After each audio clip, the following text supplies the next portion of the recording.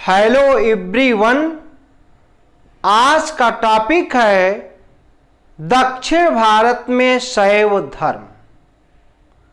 दक्षिण भारत में शैव धर्म और दक्षिण भारत में शैव धर्म के प्रचार प्रसार करने वाले लोगों को नयनार कहा गया। दक्षिण भारत में शैव धर्म के प्रचार प्रसार करने वालों को नयनार कहा गया और उस समय नयनारों की संख्या 63 अर्थात 63 थे। 63 जो है वह नयनारों की संख्या थी। संख्या कितनी थी? 63 थी। प्रमुख नयनार इस तरीके हैं और ध्यान दे लें। ये जो नयनार थे इनका उल्लेख जो है वह जब पल्लव शासक भारत दक्षिण भारत में थे तो वहीं से इनका उल्लेख प्रारंभिक उल्लेख मिलता है। इनका प्रारंभिक उल्लेख नयनारों का पल्लवों के समय मिलता है।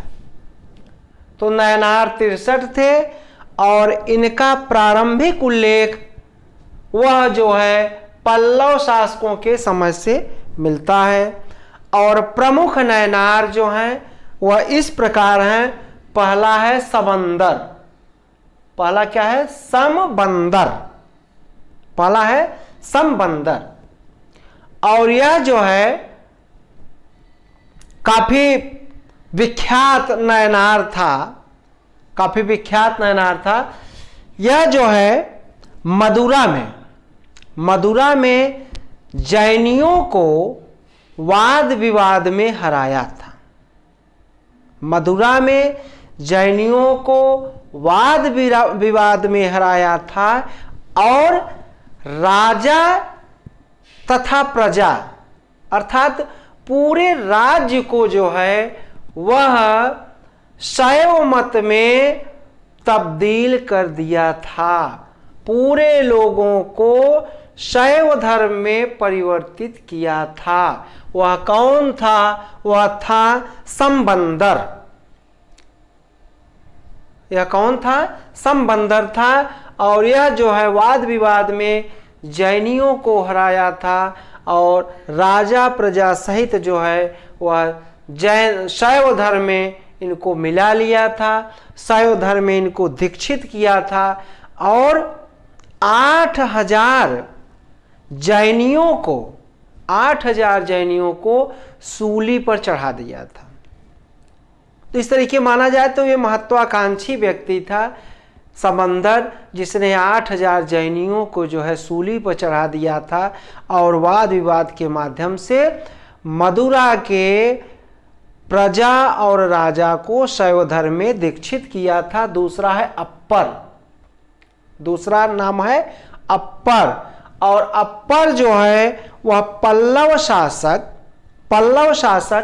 महेंद्र वर्मन को शैव धर्म में दीक्षित किया था। पल्लव शासक महेंद्र वर्मन को शैव धर्म में दीक्षित किया था और महेंद्र वर्मन भी पहले जो है जैनी थे। महेंद्र वर्मन पहले जैन धर्म के अनुयायी थे और यह अप्पर जो है यह खुद जो है जैन धर्म का अनुयायी था और बाद में शैव नयनार बना और फिर जो है वही शैव नयनार महेंद्र वर्मन को बनाया। फिर अगला तीसरा है नंबी आंडार नंबी। राजराज प्रथम चोल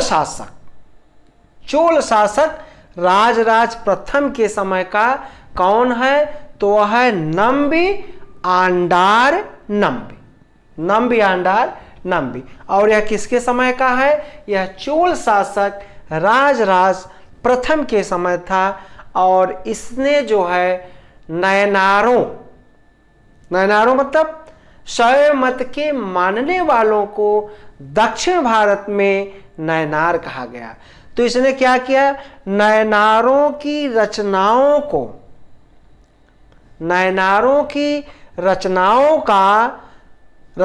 को तमिल भाषा में अनुवाद किया।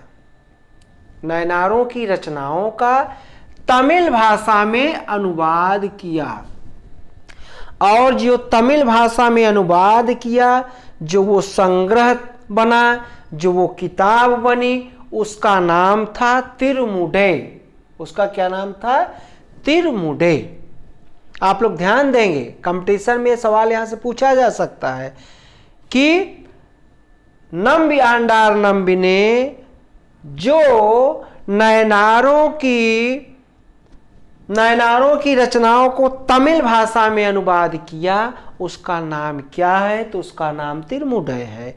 और इसकी तिरुमुडों की संख्या जो है वह 11 थी। वह कितनी थी, 11 थी। फिर अगला जो है सुंदर मूर्ति। सुंदर मूर्ति, इसको जो है सुंदर मूर्ति को ईश्वर मूर्ति की उपाधि दी गई, अर्थात यह इतना सौम्य था कि जैसे ईश्वर की मूर्ति। तो इसको इसलिए सुंदर मूर्ति को ईश्वर मूर्ति कहा गया। सुंदर मूर्ति को ईश्वर मूर्ति कहा गया। फिर मणिक वाचकर, अगला है मणिक वाचकर। यह जो मणिक वाचकर है, यह चिदंबरम दक्षिण भारत में एक स्थान है। तो चिदंबरम में लंका के बौद्धों को, लंका मतलब श्रीलंका के बौद्धों को वाद विवाद में हराया था। किसने, मणिक वाचकर ने। चिदंबरम दक्षिण भारत में जो स्थान है, वहां पर श्रीलंका के बौद्धों को वाद विवाद में हराया था। फिर अगला जो है आदनूर या अक्का देवी। अगला जो है आदनूर या अक्का देवी, यह क्या थी, यह महिला थी। शैव नयनारों में जो 63 प्रमुख नयनार थे, उनमें एक महिला थी और इनका नाम था आदनूर या अक्का देवी। क्वेश्चन यह कहीं भी जो है पूछा जा सकता है, चाहे वो टीजीटी, पीजीटी, सिविल सेवा, कहीं भी जो है ये पूछा जा सकता है। फिर अगला मयंकदार, जिसने शैव सिद्धांतों का निरूपण किया था। जिसने शैव सिद्धांतों का निरूपण किया था, उसका नाम है मयंकदार। उसका नाम है मयंकदार। तो यह जो है आपके मेन जो है वह शैव नयनार थे। अब जो है शैव सिद्धांत, मतलब दक्षिण भारत में जो शैव धर्म था उसके क्या सिद्धांत थे, तो इसके सिद्धांत 3 थे। इसके 3 जो है सिद्धांत थे। पहला शिव, पहला जो है शिव। तो शैव सिद्धांत के अनुसार एक बार फिर से देख लें, शैव सिद्धांत के अनुसार जगत के 3 रत्न हैं। शैव सिद्धांत के अनुसार जगत के 3 रत्न हैं। शैव सिद्धांत के अनुसार जगत के 3 रत्न हैं। पहला है शिव। शिव क्या है, यह कर्ता हैं। यह क्या है, कर्ता हैं। और दूसरा जो है वह है शक्ति। पहला शिव, यह क्या है, कर्ता है। दूसरा शक्ति। शिव क्या है, शक्ति हैं। वह क्या करें, सृष्टि का निर्माण करें, फिर उसके बाद विनाश करें, इसलिए इनको शक्ति कहा गया। अर्थात यह क्या है, कारण हैं। यह क्या है, यह कारण है। और तीसरा जो है बिंदु, बिंदु अर्थात ये ओम है, यह क्या है? उपादान है। यह क्या है? उपादान है, यह उपादान है। फिर इस मत के 4 पद हैं। इन जो 3 सिद्धांत हैं इसके 4 क्या हैं? वो 4 पद हैं। पहला है विद्या, पहला है विद्या, और विद्या के द्वारा हम पति, पशु और परमेश्वर, यह तीनों की जानकारी किससे मिलती है? विद्या के माध्यम से। विद्या के माध्यम से जानकारी मिलती है क्या? कि शिव, पति, पशु और परमेश्वर यह है। और क्रिया, क्रिया मतलब शैव मत में योग करें, ध्यान लगाएं, यज्ञ करें, अनुष्ठान करें, तो यह किस में आएगा? क्रिया में आएगा। धूनी रमाएं, यज्ञ करें और कुछ जो है अनुष्ठान, जैसे कुछ उसमें मंत्रों के द्वारा किया जाएगा, तो वह किस में आएगा? वह क्रिया में आएगा। वह किस में आएगा? क्रिया में आएगा। और योग, योग के द्वारा जो है शिव को प्राप्त करने के लिए योग किया जाता है। मन को एकाग्रचित करके, ध्यान लगा करके, और शिव को ही उन्हीं के चित्र पर जो है ध्यान लगाए रखें और शिव को प्राप्त करें, तो वह योग, योग जो है, योग वैसे तो योग का मतलब जोड़ हुआ, लेकिन योग जो है आध्यात्म की भाषा में योग का मतलब कि ईश्वर से एकाकार करना, ईश्वर से एकाकार करना, ईश्वर से अपने आप को ध्यान एकाग्रचित करके ईश्वर से तारतम्य स्थापित करना, तो यह योग कहलाएगा। और चर्या, चर्या मतलब उस पर चलें। चर्या मतलब क्या हुआ? उस पर जो है चलना है। तो आपका यह जो है यह हुआ शैव धर्म से संबंधित है। चर्या मतलब कि इसमें यह प्रतिपादित किया जाता है कि क्या विहित है और क्या अविहित है। इसमें यह प्रतिपादित किया जाता है कि क्या विहित है और क्या अविहित है, अर्थात चर्या में क्या विहित है, क्या अविहित है, मतलब क्या गलत है और क्या सही है, क्या विहित है, क्या अविहित है। तो एक बार आप लोग इसका स्क्रीनशॉट भी ले लें, स्क्रीनशॉट ले लें। तो क्रिया मैंने बताया कि क्या विहित है, क्या अविहित है। फिर उसके बाद शिव क्या है? स्वयंभू हैं। स्वयं शिव क्या है? स्वयंभू हैं। और शिव जो है वह आदि शक्ति हैं। शिव का अवतार नहीं होता, वह एक महाशक्ति के रूप में है, ऐसा माना गया है। लेकिन वायु पुराण में, और यहाँ बताया गया कि शिव का अवतार नहीं होता, शिव स्वयंभू हैं, लेकिन वायु पुराण में यह प्रसंग आया है कि भगवान शंकर जो है लकुलीस नामक एक ब्रह्मचारी के रूप में अवतरित होते हैं। भगवान शंकर लकुलीस नामक एक ब्रह्मचारी के रूप में अवतरित होते हैं, और उनका अवतार जो होता है वह होता है गुजरात में। वह कहाँ होता है? गुजरात में। और उस स्थान का नाम है कायावरोहण। उसका क्या नाम है? कायावरोहण। और यहीं पर थोड़ा सा आप ध्यान दे लें, जो वायु पुराण है, इसी वायु पुराण में शिव को अर्धनारीश्वर भी कहा गया है। शिव को क्या कहा गया है?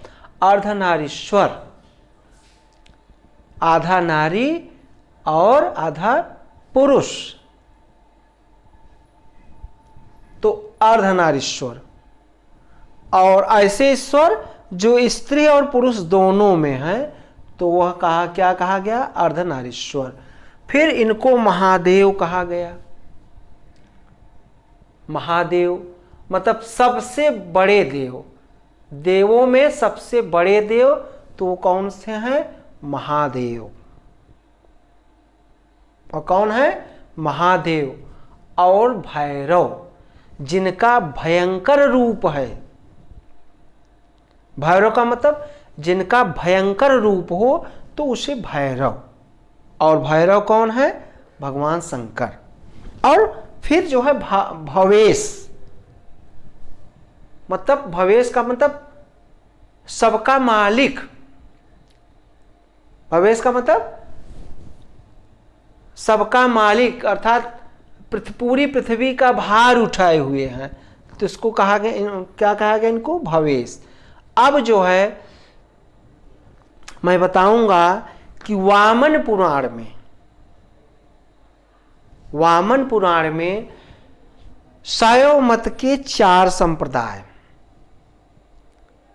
वामन पुराण में शैव मत के 4 संप्रदाय हैं, और वह संप्रदाय हैं पाशुपत, शैव, कापालिक एवं कालामुख। पाशुपत, शैव 2, कापालिक एवं कालामुख, यह 4 हुए। अब जो है पाशुपत संप्रदाय को लेते हैं। क्या लेते हैं? पाशुपत संप्रदाय। इसको डिस्क्राइब करेंगे तो पाशुपत संप्रदाय के संस्थापक जो हैं वह कौन माने जाते हैं? वह लकुलिश माने जाते हैं। और यह संप्रदाय जो है ईसा से 2 शताब्दी पहले, ईसा मसीह से 2 शताब्दी पहले, अर्थात 2 BC, तो यह टाइम पाशुपत संप्रदाय का कब है? 2 BC, दूसरी शताब्दी, ईसा से दूसरी शताब्दी पहले, 2 BC बिफोर क्राइस्ट।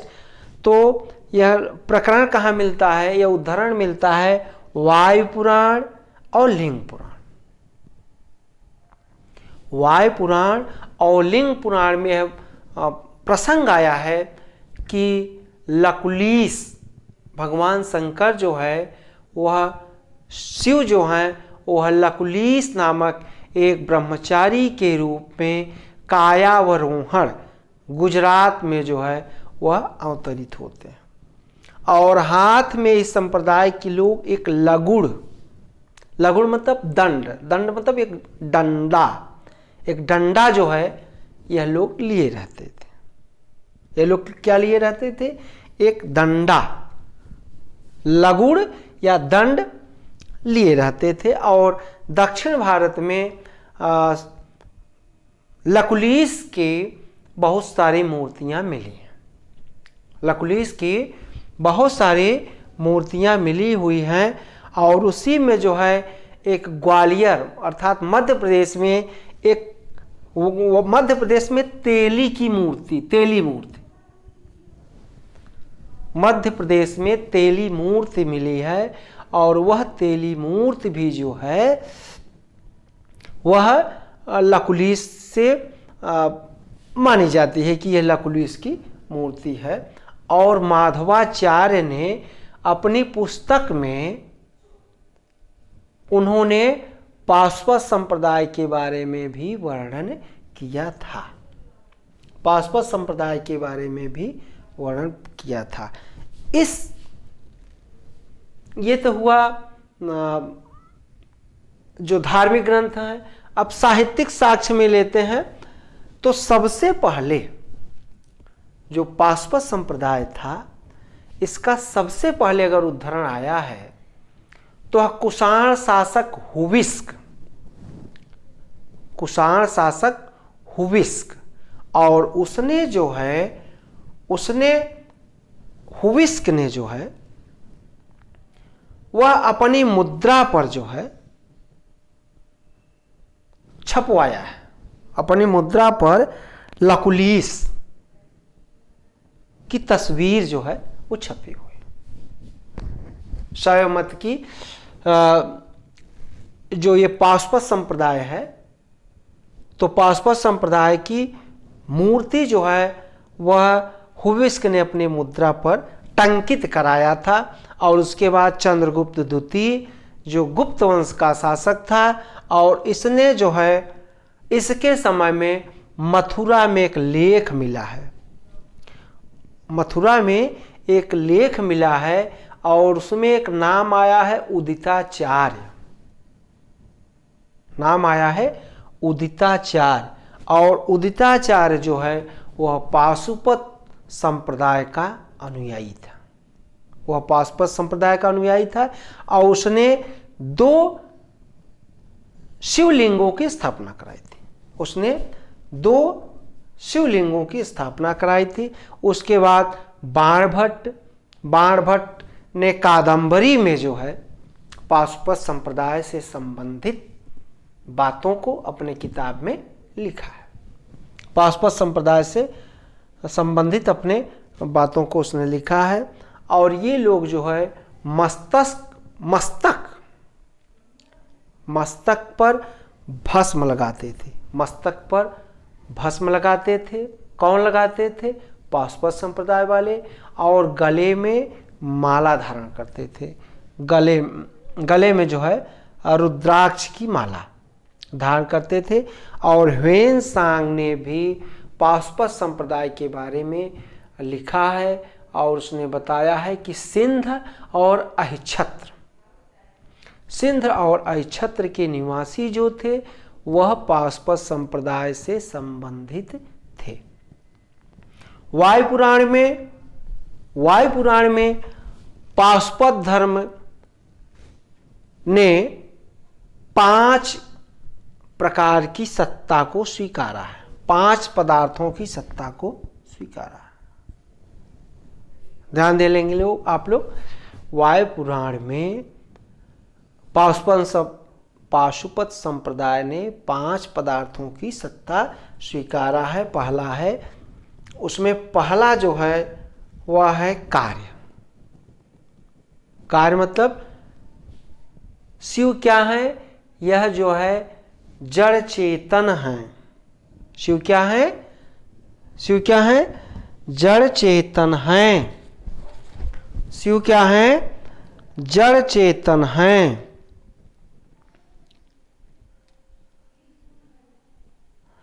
अर्थात इसके अंतर्गत जड़ तथा चेतन दोनों आते हैं। इसके अर्थात जड़ तथा चेतन दोनों आते हैं।